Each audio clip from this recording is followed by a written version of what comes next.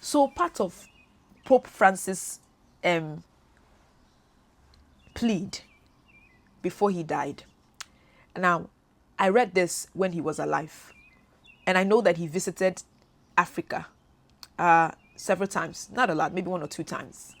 And citizens from across the continent came to see him. And people believe that the Pope presence would make things better, especially countries like South Sudan, who's been in war for decades. The country has been in war longer than its independence, right? I know it sounds so crazy, meaning even before they split into two countries, the country was already in war. It's only known 11 years of peace. I've done stories on this over and over. The devastation of war is, they say in Nigeria, within your eyes see, your mouth no fit talk am. What you've witnessed, sometimes it's so hard for your mouth to speak.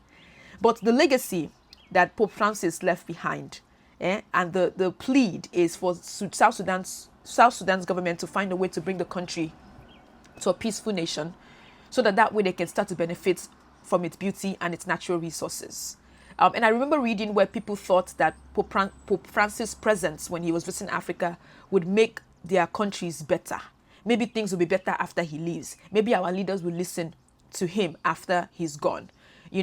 Physically exits the continent. But now that he's physically exits the world, his plead still continues, because obviously the Vatican is saying this, that the Pope wants South Sudan to bring peace, to find peace, for the government to create peace for its own people. I hope so. I really, really do. Because it's only people who've experienced the devastation of war. Those are the ones that can at least attempt to tell us what it's like. And today, the country is in brink of war. I mean, how would I say it? They are like this. It remains more for them to go back to war. It is devastating. It is heartbreaking.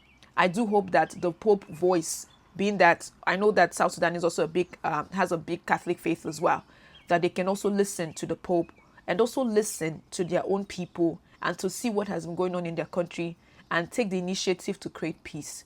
You create peace no matter what, for your people, for your nation, and for the future of the country. What are your thoughts on this, though? Do you think it takes the Pope's word to bring peace to this particular country in South Sudan, to Democratic Republic of Congo? Do you think that's going to happen? Emotion is my name, and I'm a visual storyteller who happens to be visually impaired, and I still love covering African stories.